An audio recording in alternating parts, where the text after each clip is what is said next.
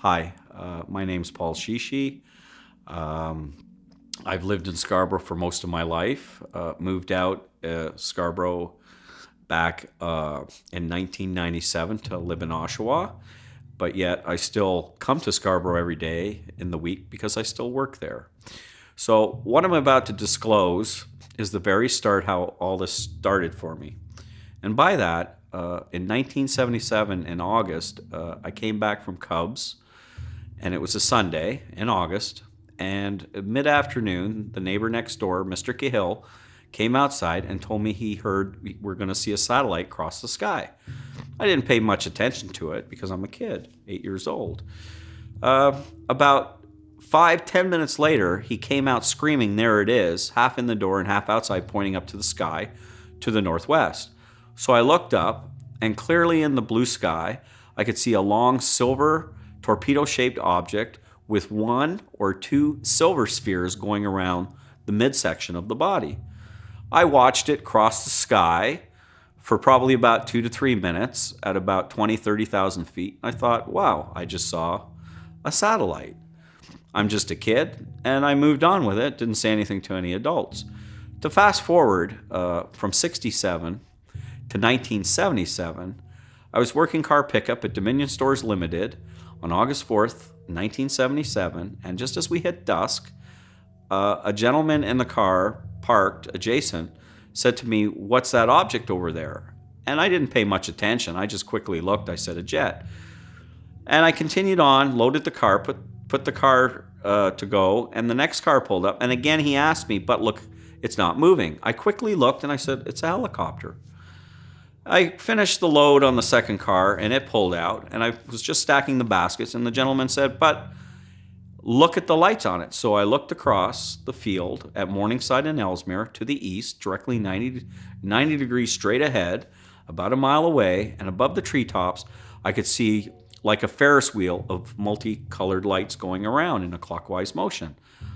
I thought, hey, yeah, I'm 18 years old, and I was fascinated. What is it? I took a run, about a 200-yard dash across the field with my head down. As I stopped to look to see it short a mile, it wasn't there anymore. So I looked up the sky and turned my head behind me and looked up, and there it sat, was a single molded silver capsule, almost like you could say like a pear-shaped, with the back end of it facing me.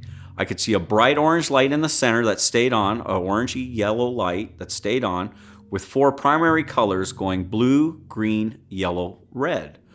There were no markings on the craft. It looked anywhere from 30 to 40 feet in length. It looked probably 2, 3, maybe 400 feet above ground. It was sitting there, not moving, no sound. I looked at it, and right away I thought, are these time travelers? Never thought of the word extraterrestrial. So as I'm looking at it and nothing's happening, I, after 10 minutes, yelled for it, land, screaming at it. It would just sit up there as the lights were rotating around one at a time, going clockwise. So I thought, okay, I need a witness. So I ran across the field, back to the store, went to get my friend Ian, who was working grocery, unloading a 45-footer. He says, "Paul, it's probably a blimp. I haven't got time. I've got to get this job done." I ran back through the store, called for Chuck, who was doing buggies outside in the parking lot. I yelled for him to come over here quick. He come running. "What's going on?" We had to step away from the building back in the field because what I had noticed when I went to get a witness, 3 things. The witness who pointed it out to me was gone. It had a high-pitched beeping sound, and it was moving very slow at maybe 2-5 miles per hour, if that. We were able to see it. It was now half a mile away from us, and you could make out the lights on it. We could no longer see the structure. We could hear the loud pitch of the beeping sound as it crossed over, heading towards the 401. We lost sight of it. We went back to work. Within about 15-20 minutes, we heard a sound like a wishing sound. Chuck yelled across the parking lot, "You hear that?" And I said, "Yeah, you heard that?" We got together, side by side, looking at the sky. We could see almost like a strip cloud, or almost like a trail of an aircraft. We were looking to the east, and we can't say whether it was Pickering or even further in Durham, but we could see a bright red pulsating white pulsating light pulsating for a couple of minutes, and then suddenly it went out, and either another one or the same one in the blink of an eye came on south near over the lake and did the same thing for a couple of minutes, was gone. I was just astounded. At the time, I thought, should I call 1050 Chum and call in for the $1,000 news story of the month? And I did not. I went home, I told my parents, I told my friends. My parents didn't know what to make of it. I checked it for any articles, anything on TV. Nothing was found. In 1995, I had a sighting at Georgian Bay as I took my son up there, rented a cottage right off Woodland Beach. And one night in late August, as it hit dusk again, I noticed some lights start to come on over the bay, many miles away. I can't even tell if it was 5 or 10 miles away. But then I saw more lights gathering and more lights, and some would go off, more would come on, until there was well over 100 lights in the shape of a large bell-shaped object. I was frightened. It looked like it was moving towards me. It was huge. Then, after 15 minutes, the lights started to diminish just like the way they came on. They would start to come off, and some would come on, and then eventually they were all gone. This sighting lasted for probably 15, 20 minutes at most. So on August 1999 at camp at 2:30 in the morning, very late, I saw a large neon green UFO or ball of light that had to be the size of the harvest moon. It was huge. I saw it for about maybe 1 or 2 seconds at most.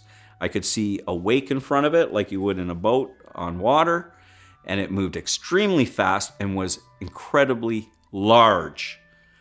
I thought, what was that I saw? But again, I moved on.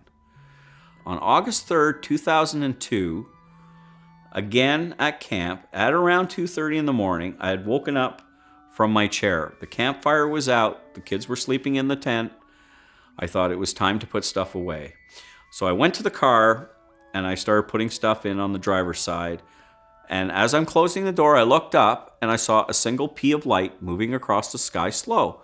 I thought right away, that's a jet. Going around the other side of the car to put more stuff in, again I look up to see the pea of light. Now I see 2 peas of light traveling in unison, one behind the other. Right away I ran over to the picnic table, grabbed my high-powered flashlight, flashed 3 or 4 times at each object. I first did the one that was trailing 3-4 times, the one behind following it 3-4 times. Then I kept the light on and did 3-4 circles. After I turned it off, I just watched the lights going in unison across. As they were heading from north to south, heading probably over Lake Ontario, both lights, as they came across, they did not turn. They just redirected west.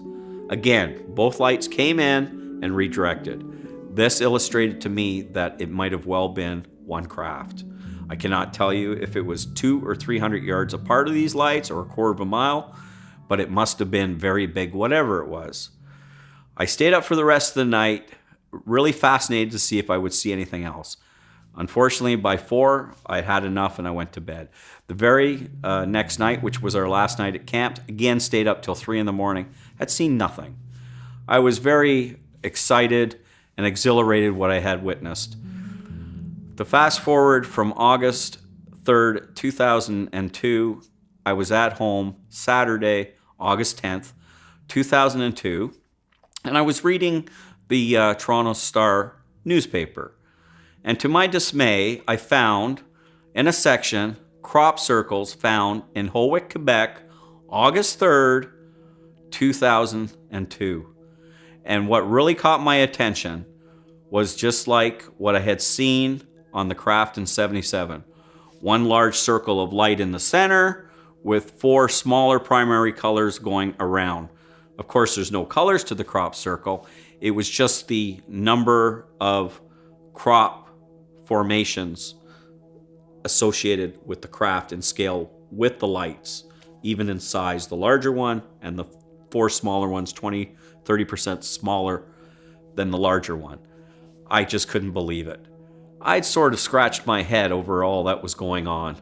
I really started to think of the accumulation of UFOs that I've seen even at age 8, to a close encounter of the first kind in 77, to other UFOs at camp, and especially at seeing over at the CN Tower. The same type of craft that I seen in 77 was sitting by the CN Tower sometime around 1989 or 1990 in August on a Friday at 11 p.m. Even motorists along the Don Valley had pulled over pointing at it. So there was something there, and I just sort of recant when I had the close encounter in 77 going to the Toronto Library that I got on some microfiche at the library of the Toronto Star Archives. And on that article was titled Unknown Aerial Anomalies in Canada.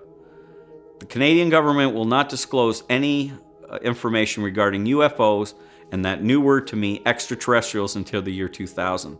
So I thought that's what this is all about. I, as a child, believed there were planets between stars, and I thought, okay, there would be other life. Fascinated in biology I was. So I let these things go.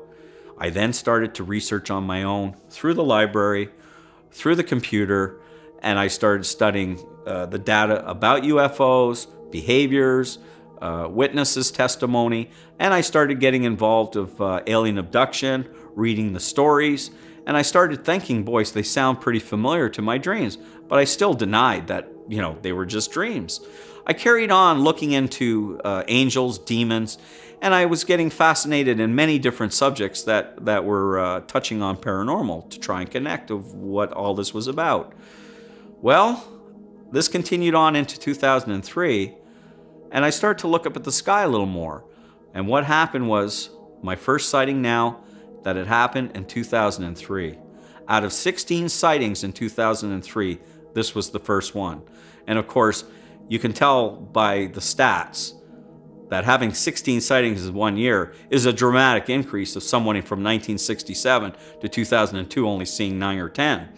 So the first one I had seen at work, where I stepped out of work to have a smoke, I looked up at the pure blue sky and I could see an angel or cross-shaped object above the roof, anywhere from 1,000 feet up, plus or minus. It was brilliant white, almost near stationary. I thought, what is that? I backed away from the roof to reveal more to the north to look up, and I saw a second one. So there were two of them hanging there. I thought, my gosh. I watched them for the first 15 minutes. One had started to move off, heading to the southeast. I ignored it and focused my attention still on the one above the roof. Still up there for another 15 minutes. I thought, my God, I'm going to have to get some witnesses, but I didn't bother because it started to move off. As I watched it move off the same direction to the southeast, in the southeast, about a mile away as I'm on the street watching it, there was a bit of low cloud, and I could clearly see the object was underneath the cloud moving, and it looked like a light. I thought, my God, what was that I saw? My next sighting would have been on June 21st, 2003. I went to Canada's Wonderland with my son and 3 of his friends, 2 males, 1 female. At exactly 9:55 p.m., as I'm waiting for my son and his girlfriend to come off the ride with 2 of his buddies, I suddenly saw a long, cigar-shaped, brilliant white object passing by, and in that moment, pointed to the boys next to me. I said, look, a UFO. You could clearly see red and green lights at the front of it underneath and at the back underneath. Not in the center part, but just in the front and back. And as we watched it, it jumped across the sky like a tick, covering 5 to 7 miles within seconds. It was like it looked almost like a futuristic shuttle. It was incredible by its speed. The boy asked me, he says, that was a blimp, right? And I said, no, you just witnessed a UFO. The other boy was very excited. He said, yeah, that's really cool. Wow, we saw a UFO. So when my son came off the ride, I mentioned to him, I said, did you see anything strange in the sky? He was embarrassed for me talking about that. He says, no, Dad, we didn't see anything. Though I found out later that his girlfriend even asked him, "What's that?" while they were on the ride. So there was a confirmation of a third witness to what we'd seen. So that was on June 21st, 2003. So I went back to the place where I had the close encounter at Nielsen and Ellesmere. I went out to the field on July 18th after work and probably for half an hour doing 360s looking at the sky to the west, blocking the sun with my hand. I could clearly see a large silver, almost looked like a sheet, very large, moving across the sky. You could see it glinting like light hitting a mirror. But what was funny about this was there was what looked like a black bird circling around the object as it was moving across the sky. I watched this for probably 3-4 minutes until it went into the clouds. I thought, my God, what are the odds of seeing now another UFO in the same location that I had seen back in 77? I was very curious now what was going on.